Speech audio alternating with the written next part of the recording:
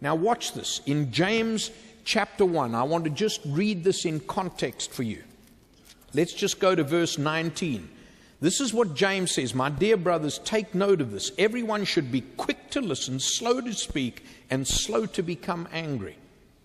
For man's anger does not bring about the righteous life that God desires. Therefore, get rid of all moral filth and evil that is so prevalent, and humbly accept the word planted in you, which can save you. Can I just say this, folks? He's not talking about salvation save.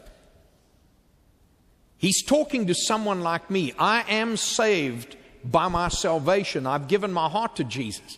I know that I'm going to heaven. I know that my sins. He's talking about saving my identity, saving my wholeness, making me strong. And what does it is the Word of God, which God is implanting in me. He goes on and he says, do not merely listen to the Word and so deceive yourselves. Do what it says. Anyone who listens to the Word but does not do what it says is like a man who looks at his face in a mirror and after looking at himself goes away and immediately forgets what he looks like. But the man who looks intently into the perfect law that gives freedom and continues to do this, not forgetting what he has heard, but doing it, that person will be blessed in whatever he or she does. Summary, God is telling you and me in our Christian living, you want to settle the issue of your identity, you want to remove the crisis from your life, listen better than you've ever listened before and do much more than you've ever done for Christ. So what is this all about? What is this about here? Three things. Number one, this is about what God writes. I'm holding in my hand the Bible. This is about what God writes.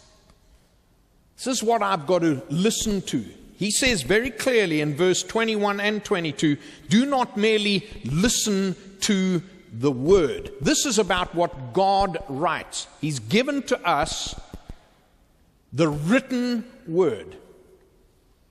I'm going to say something about that in a minute. Number two, this is about what God says. This written Word is God's spoken Word.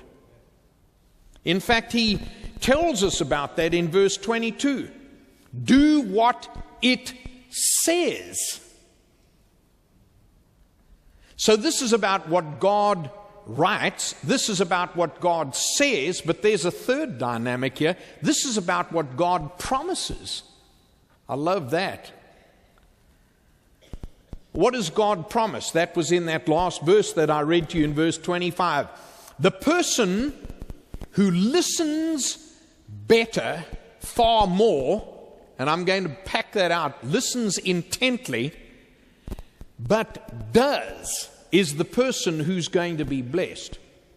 So we're going to all admit something here today before the Lord. How many of us will genuinely before the Lord say, Lord, you place me time after time after time after time, whether it be in church or life group or discipleship group or in a Bible study, and I listen, but I battle to do what I'm listening to.